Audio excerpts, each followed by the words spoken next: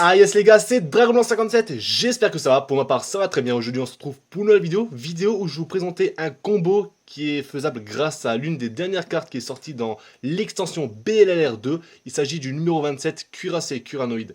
Donc c'est une carte, la carte qui m'intéresse le plus de cette extension. À l'heure actuelle, je n'ai pas encore ouvert mes deux displays BLLR2. Je les ai commandés sur le repère du dragon, mais voilà, je l'ai commandé déjà le 20 juin, on est le 2 juillet. Je n'ai toujours pas eu mes cartes. Apparemment, j'ai commandé quelque chose qui n'est plus en stock chez eux. J'attends toujours ma commande et pourtant, bah, comment j'ai commandé sur leur site, c'était en stock, puisque j'ai pu commander. Donc du coup, voilà, ça fait 2 semaines que j'attends. Ça me saoule un petit peu, mais c'est pas grave. J'ai reçu le numéro 27, Cuirassé Curanoïde, grâce à Obscurity. Lui, il l'a chopé et il me l'a passé. Donc un grand merci à toi. C'est comme grâce à toi que je puisse faire cette vidéo. Il s'agit d'une vidéo, un petit combo. Même un OTK, actuellement c'est pas possible de le faire, puisque la carte qui permet de faire l'OTK n'existe tout simplement pas, que ce soit en TCG ou en OCG. C'est une carte qui n'a jamais vu le jour dans Yu-Gi-Oh! Zexal. Oui, il s'agit bien d'un number, mais un number qui n'a jamais vu le jour dans Yu-Gi-Oh! Zexal, c'est arrivé plusieurs fois. C'est arrivé 3 voire 4 fois. Il y a 4 monstres dans Yu-Gi-Oh! Zexal qui n'ont jamais vu le jour. Et la carte, on connaît le nom, on connaît l'effet, l'attribut, tout. On n'a juste pas l'artwork et on ne sait pas si cette carte va sortir un jour ou non. Et pour moi, cette carte-là sera automatiquement bannie dès qu'elle sortira. J'ai trouvé cette OTK tout simplement quand je voulais faire l'épisode 5 de 10 choses que vous ne savez pas sur Yu-Gi-Oh! Le 4 n'est pas encore sorti, mais le 4 j'ai fait une erreur dessus, donc du coup j'ai dû le modifier. Et dans l'épisode 5 que j'ai tourné justement, j'ai remarqué qu'il manquait certains numbers, dont ce number là qui est très intéressant. Donc je vais vous présenter le numéro 27. Alors c'est parti les gars, donc le numéro 27, le Cuirassé Curanoïde. Donc c'est une carte Secret Rare qui est sortie dans l'extension BLLR 2. Donc c'est une carte voilà, qui a 2200 d'attaque, 1000 de défense, c'est un monstre machine de rang 4. Donc il faut minimum 2 monstres de niveau 4 pour l'invoquer. Ce qui est très bien, c'est qu'il y a un 2 et un plus. Ça veut dire qu'on peut mettre jusqu'à 5 monstres de niveau 4 en tant que matériel. Et ça, c'est très fort. C'est certes inutile pour les monstres qu'on va invoquer après, mais c'est très fort. Alors, ce monstre-là, je pense que je vais le jouer dans mon deck Revolver Dragon, parce qu'il faut un deck plutôt basé machine de niveau 4. J'aurais pensé Cyber Dragon, mais Cyber Dragon, je pense pas qu'il puisse être assez fort. Il faut de toute façon des monstres de niveau 4 qui spamment. Mon deck ne spamme pas de monstres, même d'invocation spéciale tout simplement. C'est pour ça que je vais rajouter quelques cartes machines ou même des monstres comme, je sais pas, un protecteur du tombeau, je sais plus laquelle c'est, ou tu peux invoquer spécialement un autre monstre protecteur du tombeau qui a 1500 d'attaque ou moins. Bref, on s'écarte du sujet. Là, on va parler maintenant du numéro 27, Cuirassé Curanoïde. Donc, je vais tout simplement lire son effet. Donc, minimum 2 monstres de niveau 4, ou tout simplement. Alors, à la fin de la battle phase, si cette carte a détruit un monstre de l'adversaire au combat, vous pouvez invoquer spécialement un monstre X6 de minimum rang 10 depuis votre extra deck. C'est très fort. Parce que déjà, on ne détache pas de matériel X6, on garde nos 2 matériel X6 et on peut invoquer un autre monstre, mais un machine de rang 10 depuis notre extra deck. Et plus le rang est élevé, plus la carte est sympathique. Alors, ensuite, qu'avons-nous de beau alors, en utilisant donc cette carte face recto que vous contrôlez comme matériel. Donc cette carte-là devient également un matériel. Ceci est traité comme une invocation X6. Transférez ces matériels au monstre invoqué. Vous pouvez utiliser cet effet donc, du numéro 27 qu'une seule fois par tour. Si cette carte face recto sur le terrain va être détruite au combat ou par un effet de carte, vous pouvez détacher un matériel de cette carte à la place. Très fort puisqu'il permet en fait de limite temporiser jusqu'à ce qu'on puisse détruire une carte de notre adversaire. Il a que 2200, bon, même si l'adversaire a des grosses cartes, on peut toujours faire un gros combo, c'est un monstre machine. Là, on va jouer peut-être un petit limiteur removal, il monte à 4400, voilà. Mais déjà très fort puisqu'il permet de se protéger minimum 2 fois d'être détruit au combat ou par un effet de carte. Donc déjà c'est très fort. On va faire tout simplement, voilà, on va faire tout simplement ce que je pense. On va mettre une carte, donc le S39. Alors on part pas forcément sur un S39, on part sur un monstre qui a 2500. 2500, je trouve que c'est déjà un gros monstre dans Yu-Gi-Oh! Mais voilà, on va faire un monstre à 2500 points d'attaque sur le terrain. Donc moi je joue, donc on va faire comme ça, je joue mes 2 sphères. Voilà, donc une araignée explosion et ma sphère explosive. On part sur des petits monstres, hein, 1400, 1400, bon, ça n'arrivera pas forcément. Je vais les mettre comme ça. Je joue mon numéro 27. Numéro 27 qui a que 2200, quoi qu'il arrive, si j'attaque le monstre, bah je peux rien faire. Faut que je détruise son monstre. Donc je vais jouer Limiter Removal. Mon monstre a 4400 points d'attaque, soit 1900 points d'attaque de plus que un monstre qui a 2500. J'attaque le S39. Le S39 n'a pas de matériel, mais on s'en fout. On part juste sur une base d'un monstre qui a 2500. Mon adversaire perd 1900 points de vie. Fin de la battle phase. Quoi qu'il arrive, son effet ne se déclare que à la fin de la battle phase, donc on ne peut plus réattaquer après avec les monstres. Qu'avons-nous de beau comme monstres de rang 10? Je ne les ai pas tous. On va commencer déjà par ceux que je n'ai tout simplement pas. Donc le grand Manus, roi mecha super quantique, c'est une des cartes qui me manque, c'est un rang 12. Intéressant, même si c'est un super bête mecha, son effet est très intéressant car il permet tout simplement de, selon les matériels Xyz, le nombre de noms différents qu'on a, d'avoir un effet différent. Donc minimum 2, une fois par tour durant la même phase de chaque joueur, vous pouvez détacher un matériel Xyz, mélanger une carte sur le terrain dans le deck, c'est très fort. Minimum 4, elle n'est pas affectée par des effets de cartes, juste super quand exclu. Et minimum 6, votre adversaire ne peut pas ajouter de cartes depuis le deck à la main avec des effets de cartes. C'est cheaté, mais on arrivera forcément que je pense à minimum 4. Après, son effet il est intéressant car elle permet de tout simplement envoyer une carte sur le terrain dans le deck. C'est bien, mais pour moi, c'est pas forcément l'une des meilleures. Et puis même, cette carte cote relativement cher, donc j'ai pas pu pour l'instant me la prendre.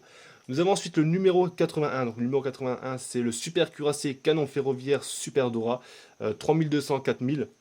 Une fois par tour, durant le tour de chaque joueur, vous pouvez détacher un matériel Xyz de cette carte, puis cibler un monstre face recto sur le terrain jusqu'à la fin du tour. La cible n'est pas affectée par des effets de carte, ses propres effets exclus.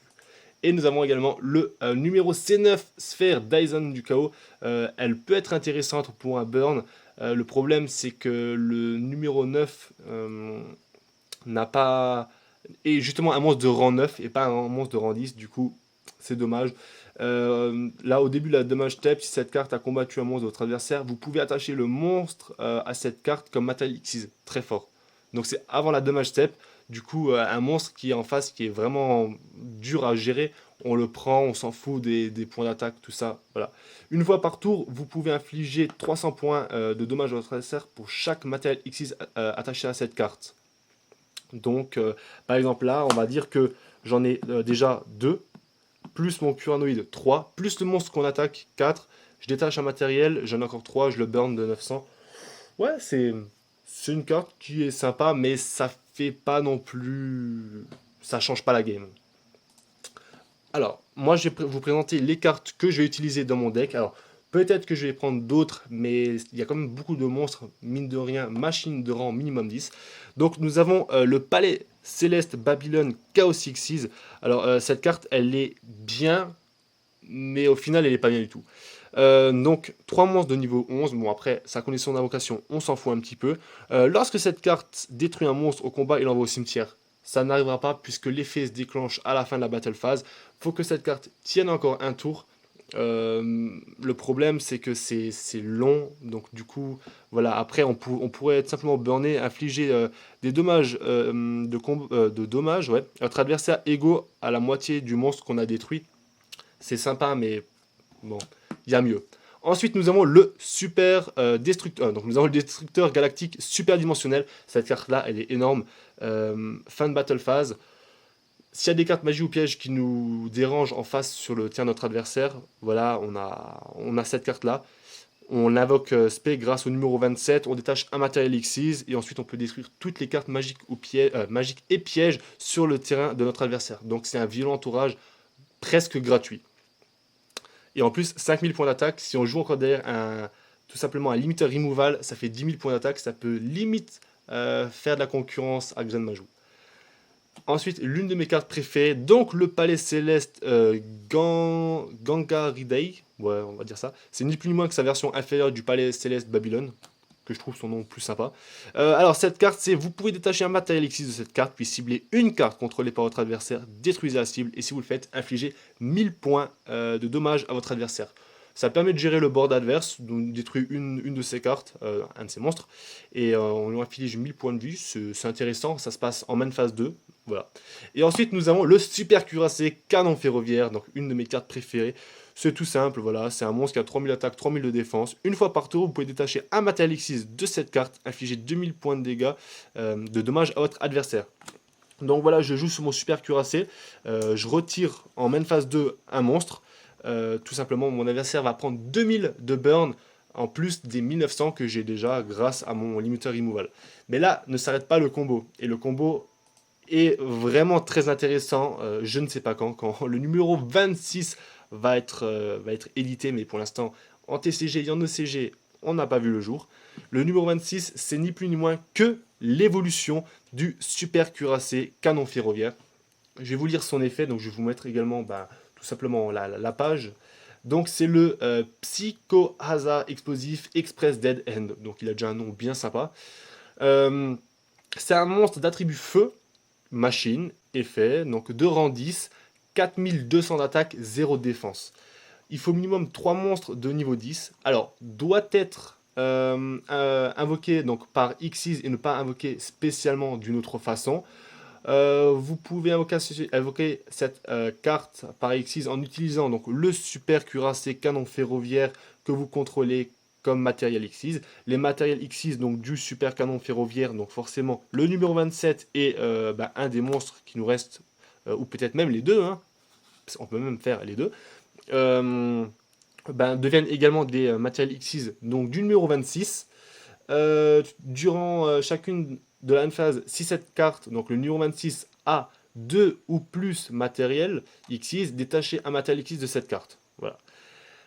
Et là devient l'OTK le plus cheaté, je pense, de tout Yu-Gi-Oh!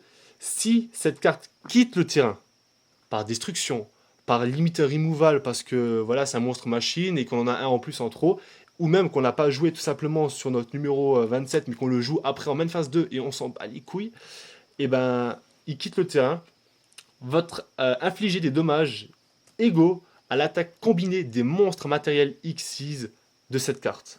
Donc, notre adversaire va prendre en dommage un petit 1400, un deuxième petit 1400, et Dieu seul sait que 1400 c'est peu, un 2200 et un 3000. Ce qui nous fait 2800 plus 2200, ça nous fait 5000, plus 3000, ça nous fait 8000.